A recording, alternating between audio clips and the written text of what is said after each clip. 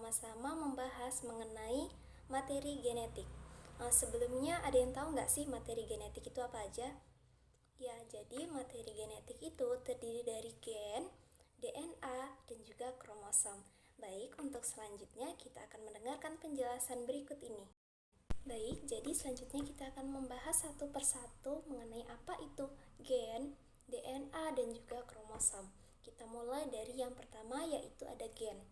Jadi, gen itu merupakan kode-kode genetik yang akan membawa pewarisan sifat. Nah, jadi kode genetik itu sendiri terdiri atas huruf-huruf basa nitrogen, yaitu adenin, guanin, sitosin, dan timin. Di mana nantinya adenin itu akan berpasangan dengan timin, sedangkan guanin akan berpasangan dengan sitosin. Yang kedua, kita akan membahas mengenai DNA. Jadi, DNA merupakan singkatan dari deoksiribosa-nucleic acid. Nah, DNA sendiri terdiri dari dua kata. Yang pertama yaitu deoksiribosa dan yang kedua yaitu nucleic acid. Di mana nucleic acid ini merupakan asam nukleat. Sedangkan kenapa disebut dengan deoksiribosa? Karena dia terdiri dari 5 gugus atom fosfat atau 5 gugus gula atau bisa disebut juga dengan gula pentosa.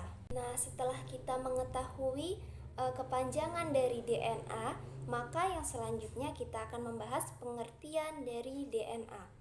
Jadi, DNA itu merupakan dua rantai polinukleotida yang saling berikatan. Nah, polinukleotida sendiri merupakan kumpulan dari banyak nukleotida. Jadi, di situ terdapat banyak nukleotida sehingga disebut dengan polinukleotida, di mana poli itu berarti banyak.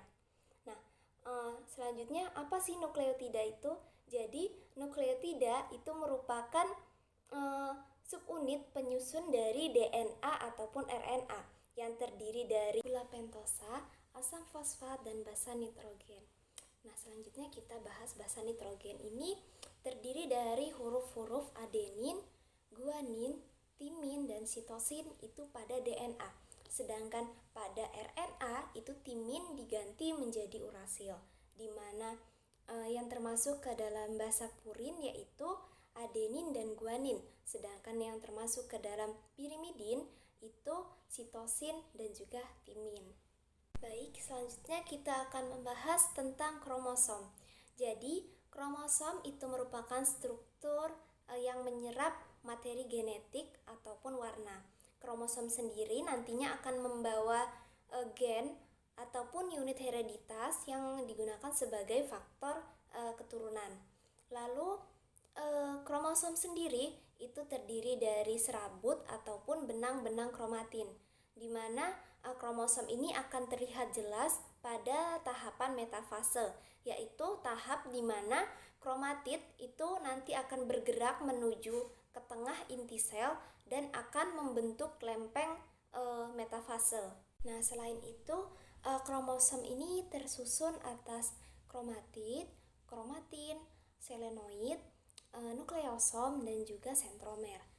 Nah, kromosom juga memiliki dua jenis. Yang pertama ada autosom, yaitu penentu sifat-sifat pada sel tubuh.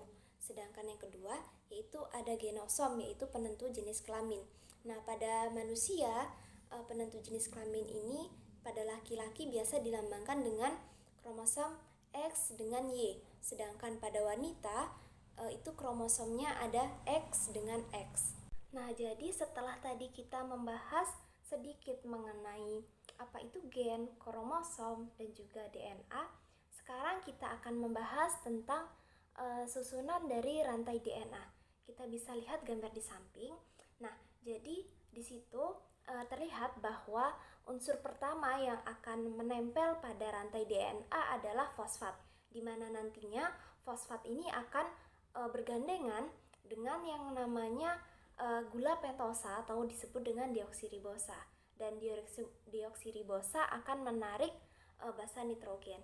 Tapi perlu diingat bahwa basa nitrogen ini belum berikatan, jadi dia masih sendiri-sendiri dan nanti dia akan berikatan yang dibantu oleh ikatan hidrogen, dan ikatan ini nanti akan bersatu membentuk suatu basa nitrogen tapi belum berpilin. Nah, jadi nanti proses berpilinnya akan dibantu oleh protein histone. Setelah berpilin, maka dia akan membentuk double helix. Nah, itu yang disebut dengan DNA. Baik, setelah tadi kita membahas sedikit mengenai apa itu gen, DNA, dan juga kromosom, sekarang kita akan membahas hubungan di antara ketiganya, yaitu hubungan antara gen, DNA, dan juga kromosom. Nah, tapi sebelum kita membahas lebih lanjut, kita perlu ketahui bahwa gen itu ada di dalam DNA. Mengapa demikian? Karena gen itu kan kata kuncinya adalah kode-kode genetik. Nah, kode-kode genetik ini berisi huruf-huruf basa nitrogen. Sedangkan basa nitrogen itu merupakan salah satu unsur dari nukleotida. Dan nukleotida itu kan merupakan unit penyusun dari DNA ataupun RNA. Oleh karena itu, kenapa gen itu disebut ada di dalam DNA? Baik, untuk lebih jelasnya kita akan membahas hubungan di antara ketiganya melalui gambar di samping. Nah, kita lihat dari yang paling bawah itu terdapat dua untayan yang masing-masing terdapat huruf-huruf basa nitrogen, tetapi mereka belum saling berikatan ya. Nanti mereka itu akan berikatan dibantu dengan ikatan hidrogen. Dan setelah mereka berikatan, mereka pun belum berpilin. Nanti mereka proses berpilinnya akan dibantu dengan yang namanya protein histone. Nah, setelah mereka berpilin, maka disebut dengan double helix karena ada dua untai tali yang saling berpilin. Dan kemudian DNA yang sudah berpilin yang dibantu dengan protein histone ini akan membentuk manik-manik DNA yang disebut dengan nukleosom. Jadi nukleosom itu merupakan manik-manik DNA. Kemudian manik-manik DNA ini akan memanjang yang disebut dengan kromatin. Nah, karena dia terlalu panjang, mereka nanti akan memendek dan memadat yang disebut dengan kromatid. Nah, kromatid ini nantinya akan membentuk dua untayan yang di tengahnya terdapat sentromer. Nah, dua untayan di tengahnya terdapat sentromer ini nanti akan disebut dengan kromosom.